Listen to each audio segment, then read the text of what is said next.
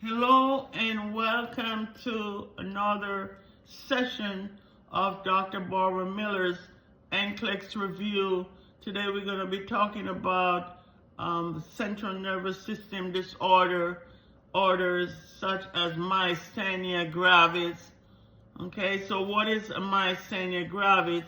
It's an autoimmune disorder in which the antibodies are produced.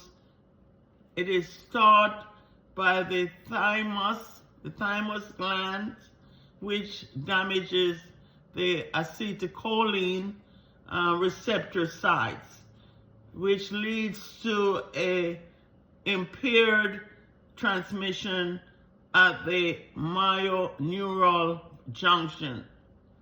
Okay, so this results in muscle weaknesses. Okay, so what are the clinical manifestations of myasthenia gravis? Muscular weakness that increase with activities and improve with rest. Some early clinical manifestations of myasthenia gravis include ocular muscle leading to increased risk of aspiration symptoms.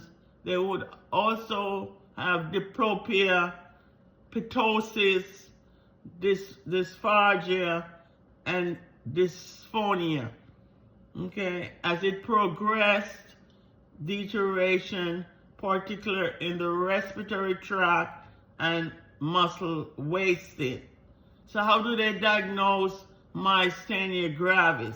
They will use the hydrophonium chloride, and that's an acetylcholinesterase inhibitor. Is injected IV, and immediately that will improve the symptoms that last approximately 5 minutes. 5 minutes is considered or determined to be positive sign. And the diagnostic test for myasthenia gravis.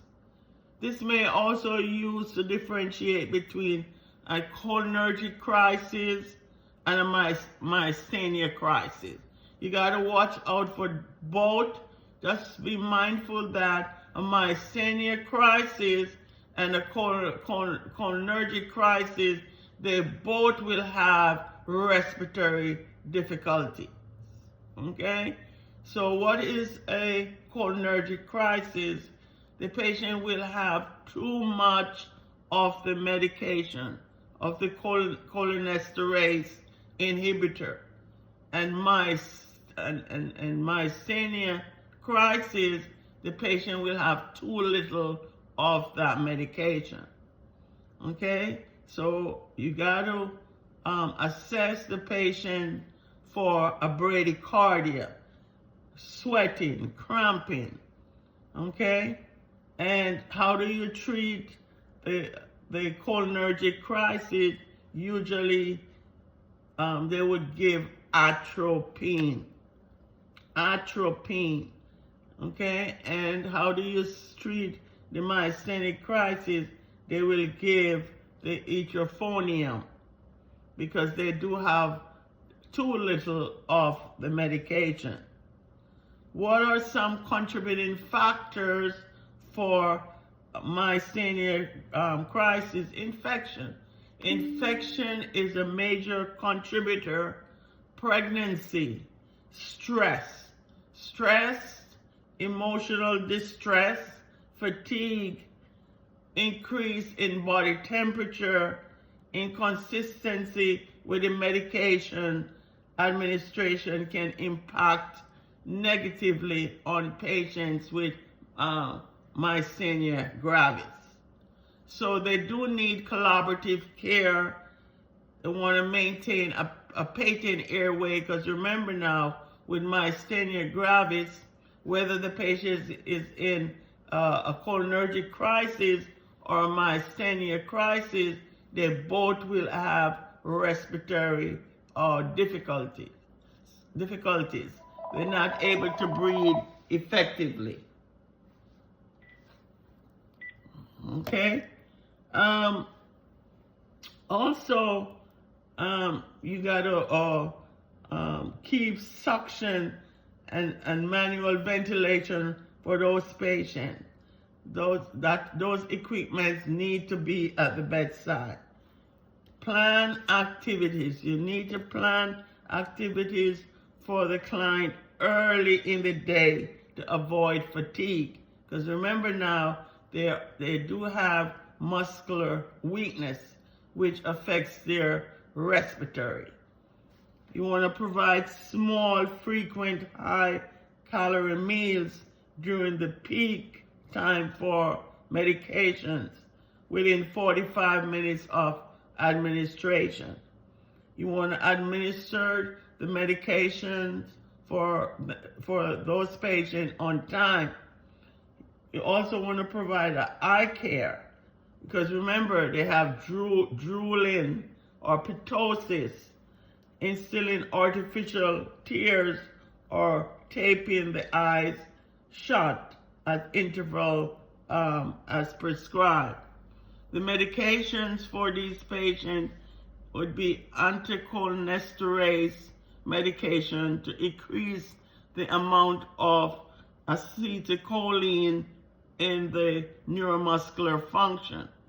So you want to give the parastigmine first line of therapy, and you want to give atropine is the antidote for anticholinesterase medication.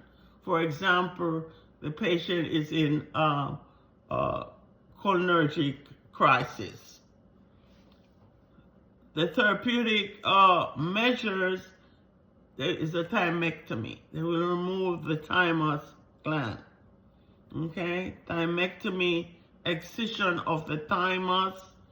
You want to give intravenous immunoglobulin.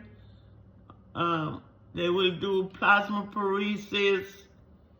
Okay, so these clients need a whole host of education.